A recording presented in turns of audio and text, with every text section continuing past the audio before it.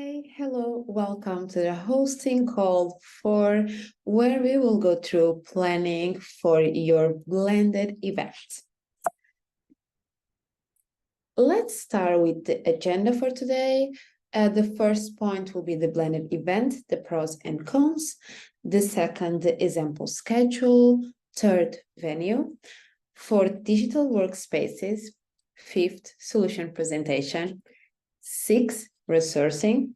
And finally, the breaks. All right, let's start analyzing the pros and cons of hosting a blend event. Let's, of course, start from the positive sides.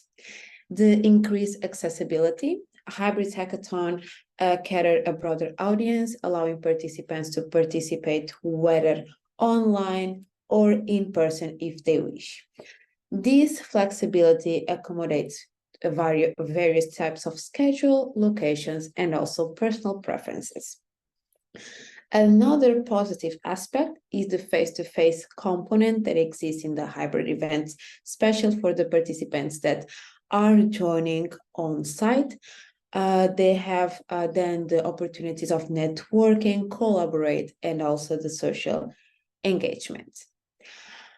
The third pro of having a hybrid event is the balance between offline and online components that can accommodate difficult circumstances and situations, such as health or safety regulations or travel restrictions. One con of a hybrid event is all the juggling that happen between the online and on-site events. It might feel that some things are doing twice. Sometimes it's hard to blend these two components. And for this, you will need to have a really good resourcing. So you make sure that both of the components are served. All right. The example schedule, the second point of our coaching call. The more you plan, the better it is. As you host your event, your role is to make participants comfortable. You are free to plan the span of your event as you wish. If you want to do all the hack in 24 hours, if you want to divide for 2 days and each day has 12 hours, or if you want to do in 3 days and each day has 8 hours. The example schedule that I'm showing here is for the 2 days, so 12 hours each day. We will start with an opening session where you welcome participants and guide them through the hackathon and what is going to happen. The matchmaking, ideation, and ideas intro. So you can matchmake solo participants into teams, and you can also have ideation, ideas intro workshop, Canva, where teams that haven't still planned what they're going to do in this hackathon or the idea, they can start brainstorming and kind of find their pet. Then you have the workshops. You can decide if you want to do more technical workshops with technical skills that they're going to apply for the hackathon itself, or if you want to give a more general workshop, for example, regarding the pitching training or project management skills or communication skills, or anything that will come up. We recommend that after this intense 3 hours, you will have a break, and in the break you can either have like a lunch, since at this time it seems the right time to have lunch, but also you can plan a light activity, a networking time, something that allows you to do something no hackathon related. This break should be at a suitable time and also not taking super long, because you should get back to the hacking and working. After the 6 hours since the start of the event started, you can do the first check-in and mentoring. In this check-in and mentoring, you basically assess the state of the participant, and you also offer them the mentor help, and you basically assign mentors to them or matchmake mentors, or you try to incorporate the mentors into their process. After the teams have hacked a bit, mentor, get their ideas together, you can have another small break, where at this time, since it's been 9 hours since the start of the hackathon, they can have a light activity, something a bit more chill, a meal. And then after the 12 hours, you should end the hacking day for the first day. Coming to the day number 2, you start with a welcome back session and you introduce participants about the agenda of the day, pitch deliverables, how it's gonna go. After the 3 hours, around 1, you could have another break. This could serve you also as a lunchtime if you wish so, or any other activity that you find suitable for this time. The teams continue with another check-in where you get to know how they are, how comfortable are they to submit their pitch for the big day, and also if they need any extra mentoring help. And after this, roughly 9 hours, you can start with the solution collection. So you collect from all the teams their solutions. You can proceed to the presentation, whatever form it's going to take. I will dive deeper into this in the next slides. And also go through the solution evaluation and a short break. You can conduct your award and closing ceremony, collect the feedback, and also instruct your winners for the grand winner submission. We also have a detailed view, so you have a more comprehensive explanations of what each item should include or we recommend to include. The opening session is a crucial step to welcome participants and also set the tone for the day. Remember that a lot of participants and mentors, before they might not have that much time to get to know what they're going to do during these days. So in this opening session, you welcome them, and this welcoming can be done by your moderator, your facilitator, and after you watch the DG Edu Hack opening video, you introduce the sponsors and thank them if this is relevant for your example, for your challenge. You remind everyone about the event's purpose, what is the main challenge that you are tackling in your event. You can proceed to the introduction of your stakeholders, mentors, judges, the team that's going to be helping them with snacks or, facilities. You can, at this point, have additional welcome speech, for example, for your main sponsors or from your stakeholders. Afterwards, you can introduce the core values of the event. Either is empowerment, inspiration, inclusivity. Make sure that you introduce the core values of your challenge. Cover the challenge and the requirements. And on top of that, you can link that with an inspirational keynote, just a 10 minutes keynote or even shorter than that. So you basically already start this hacking feeling in your opening session. Go over the schedule of the event and also add any relevant details regarding logistics, the venue, for example, what time does the venue close, how will be the meal served, that you need to go somewhere, the code of conduct, and everything you find relevant at this point. All right, going to the matchmaking workshop. If by the start of your hackathon event, there is solo participants, you can use this chance to matchmake participants that have relevant backgrounds and also diverse backgrounds, and put them together into a team. You can create like an icebreaker activity, or you can pre-assess the skills of the solo participants and try to get them together to discuss the challenge and how they could benefit from each other. I mentioned this, but keep in mind that when you're matchmaking participants, try to create a diverse team so people have different skills and they can contribute in different ways. When we move on to the ideation workshop, that is here a great time for mentors and teams to get to know each other, and also mentors to help the teams kind of finding their starting point and what is manageable to do within the time frame. We provide the support materials for this self-guided ideation workshop. And you can check this solution canvas that teams can go through and kind of narrow down their ideas before the big hacking time. You can involve mentors in this process as well, because they can be great help in making the teams a bit more guided. Next, we have the participations ideas intro. And if during your onboarding session, you already have done this meet the mentor type of thing where teams and mentors are familiar with each other and they had time to discuss their ideas and get some feedback before the hack starts, you can skip this part. But if you haven't done that, basically you should have this session where teams have like 1 to 3 minutes to present their ideas, and then mentors have roughly 5 minutes to give feedback so the teams can get a bit of guidance before they start the hack, the official hack. All right.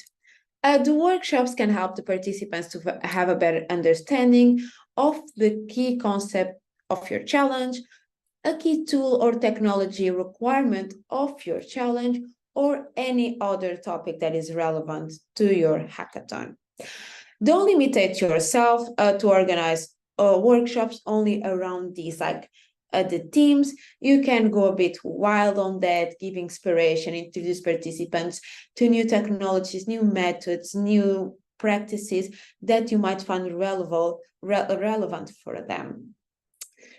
You can also involve your sponsors in this process. So your sponsors can also think about a 10-minute workshop, either about their technology, some problem that they are solving and how they are doing that, team working, or anything that is relevant. Go a bit wild on here. Breaks. Make sure that you have breaks for your participants, and during those breaks you can either organize a light physical activity such as stretching or yoga. You can facilitate the network and mingling among teams, or you can have a fun activity like karaoke. Don't forget that your breaks should be something that is a bit more relaxing, not hackathon related, but try to make it short, or not super short, but try to not consume a lot of the working time into the break, so participants can also focus on the big thing that they came here to do. The check-in is a great time for you to support your hackers. You can have a touch base with them, like a couple minutes that you spend with each team. Try to make this equal. So try, if you decide that you're going to spend 5 minutes with each team, do that. So everyone has kind of the same time with you, and they can talk a bit about their progress. What kind of needs are they facing right now? What kind of struggles they are feeling? So then you can address them properly and find them help. Either is a mentoring help, or either is some sort of help that you can provide to them. If you want to have a bit more structure into it, you could also make a form that team fill with some questions. What is the type of help that you will need right now? Where are you at right now? What is your next steps? And then when you go meet the teams, you kind of have a better idea what they are facing, and then you can guide them better. After this check-in, we have the mentoring. And the mentors are the key point of teams' progress. I like to say that the mentors help teams to go from great to amazing. Be careful that mentors shouldn't give the solutions right away, but more like offering options, resources, and open doors. One important thing for the mentoring is basically decide on how you want to facilitate the mentoring sessions. Do you want to have a booking system for mentors? Do teams have assigned mentors throughout the hackathon? Do you assign the mentors based on your check-in conversations? Do mentors pick the teams that they think they can help? Whatever method you want to use, make sure that you formulate and you communicate it clearly to everyone. In the second day, when you have the welcome back session, you could just keep it short and sweet, ask teams how they are doing, and also remind them about the schedule of the day and the deliverables they also need to deliver by that day. Make sure that you make that process clear to everyone, and they know also about each deadline. You can make it a bit interactive and ask teams how they are doing, how was your first day, how they feel going into day 2, but try to keep it still short. After teams have hacked and come up with their solutions, it's time to collect their solutions. All the solutions that are developed and deployed during your local hackathon must be collected. You can find more about the collect solutions in the website guide. Make sure that one team submits one solution and encourage the participants to use the solution canvas and submit any additional materials such as sketches, visualizations, video explanations, prototypes, MVPs, everything. Keep in mind that DigiEduHack is an inclusive event and no solution can be dismissed on the sole basis of not having any additional material. Then we have the solution presentation. As part of your evaluation process, you can have a pitch and a Q&A session, or you can have a pitch or a Q&A, or you can have only a Q&A. You decide how you want to do your solution presentation, but it should be in some sort of way that judges get to evaluate the solutions that were done throughout the hackathon. If you decide to do a pitch and Q&A, teams should have 3 to 5 minutes to pitch and 3 to 5 minutes for the Q&A. You should decide the time or the length of each one of these components. After the pitch, jury will ask questions about the ideas, and then they can basically fill the scores into the evaluation grid. Try to make this session as lively as possible. If you don't want to, for example, have this session, you can just collect the solutions and the judges can independently review the materials provided and access the teams based only on that.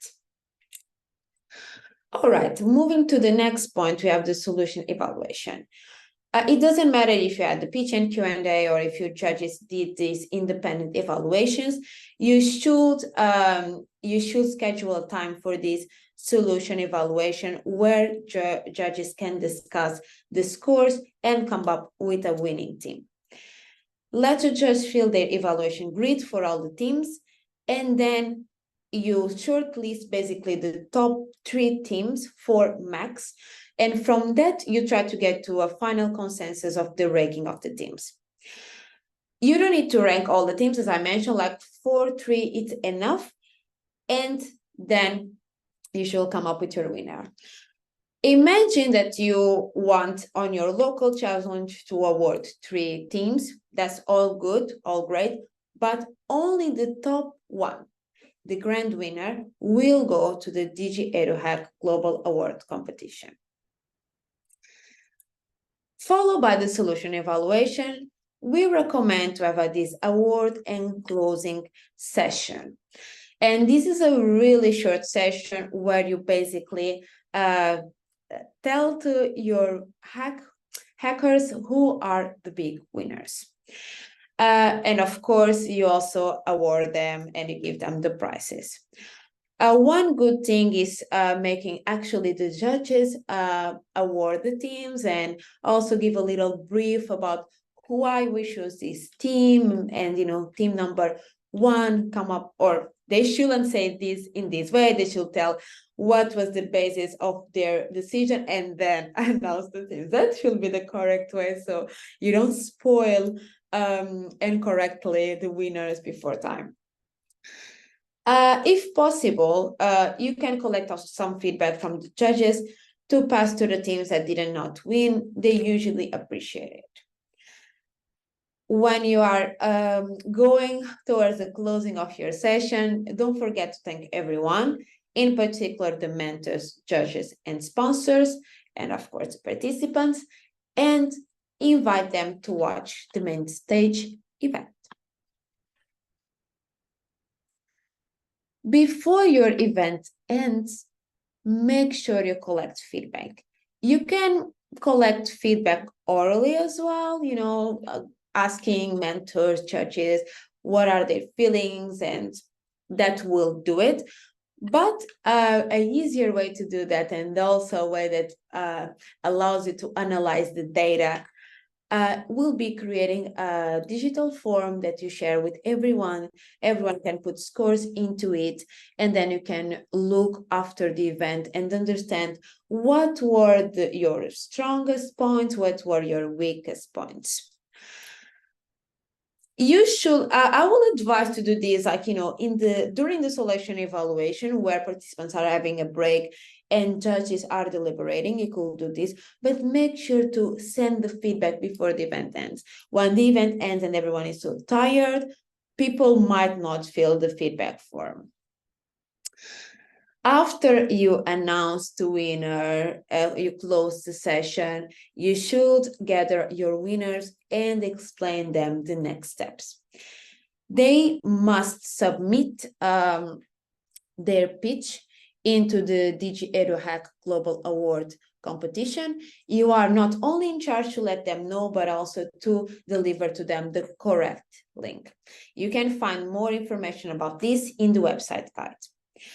You can also, as part of your prize, offer them this meeting where you support your grant winners in submitting their solution, for example, polishing their content, advising on the pitch, and also incorporate some feedback gave by the judges into their new version.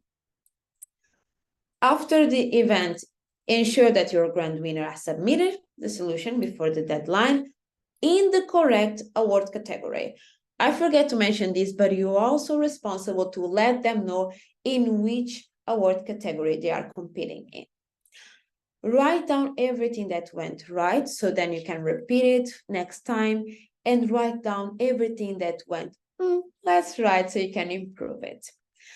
Analyze the feedback and compute interesting data, such as like the event cost, or the amount that you spend per participant. Write a blog and a social media post about the outcomes of the event and present your winning team to the public. All right, so let's now move on to the venue. For the hackathon venue, you should take into accountability the accessibility of your premises. If people need access, need keys to get in, if it's accessible for people with disabilities, if there is connections to public transportation and parking slots available, the size and capacity, the working areas, if there is great open spaces, but also some private rooms, if teams want to have blended meeting calls more peacefully, the presentation space. Since you are running a hybrid event, really important to check also all the tech stuff, internet connection, power outlets, and these are crucial things. The catering options that you are offering, and the rest area where participants can take breath. On top of the venue, you also need to do a virtual venue or a digital workspace as written in here. You should have a video communication tool where you can have these blended interactions. And we advise that you have 2 cameras, one for the presenters and the other one for the audience. If you are not really familiar with these digital workspaces, or you would like to know about our recommendations, in the host's guide, we created some recommendations for these tools. We also have available for you the DigiEduHack Discord event space, where you can create a stage channel and you can host up to 50 people live, including 5 speakers. And also teams are allowed to create their own private voice video chats with this option here, create private video chats, in the picture here in the bottom. On top of that, you should also have text communication channels where you could do things like announcements, sharing resources, and like also a space for mentors, churches, and participants to ask questions to each other. For this, we also offer you the DigiEduHack Discord event space, but you can find other recommendations in the host guide. Okay. Since you are running a blended event, we recommend that all teams have the same pitching format. If offline teams, can pitch online, and then the on-site teams can pitch on-site, that creates unfair advantages. One possibility to avoid glitches and internet connection problems is have a pre-recorded pitch video. With this, the online teams can also offer a better experience in their pitch. They can create more lively interactions, and the on-site teams can also have the same format as the online teams. With recorded pitches, you ensure that everyone is on the same level, and you can broadcast videos to your on and offline audience, and there you have a fair pitching session. As a host, if you choose this model, don't forget to collect the pitches by a deadline. You should set a deadline that ensures that you have time to go through each pitch and also prepare for delays that they always happen. And one easy way to gather all the information together is create a form with upload the questions. Whether tool you decide to facilitate these pitch submission deliverables, make sure that someone outside of your organization or someone with a personal email tests this form, so you make sure that everyone has the rights to submit forms and not only your organization. It happens a lot when you have the company emails that you can access and your organization can, but external people cannot. Okay, moving on to the resourcing. The on-site resourcing is to cover the hosting the event itself, including all the openings, closings, pitching, Q&A, award ceremony, the facilitation of the team's work and mentors' work, make sure there is enough snacks, coffee, a tech person to make sure that the microphones, presentation materials, sound systems are working properly, and someone to make sure that mentors and judges are briefed, they know what to do, and you need to provide these not only on site, but also to the audience that is joining online. The online resources, as we talk a bit about, the digital workspaces that you have these text and video communications online, having a support person that is behind the scenes during the video meetings to monitor microphones, the chat feed, and the access of the audience, and having at all times a one-call person monitoring the text communication and video meeting pool. Special focus on the teams and mentoring happening between on-site and online participants and mentors. Last but not least, the breaks. It's important to give a break to participants and mentors from their intense work. We recommend that you prepare a social energy boost to provide this break for them. Since you're going to have a blended audience, an online game will do it. There is a lot of options. You can organize a Kahoot quiz. You have Cards Against Humanity. There is so many games online you can do. Just be creative. Alternative, you can play a game of broken telephone by using the breakout rooms. Whatever or like the activity you decide, make sure that you try to break up the teams and make them connect. The whole point of these breaks is create a bit of the networking feeling and mix people into getting to know new individuals. Last but not the least, remember to take pictures and videos of your event and share in the channel. Share your experience. Ensure that everyone that you show in your content has given you consent to be there, and don't wait until the end.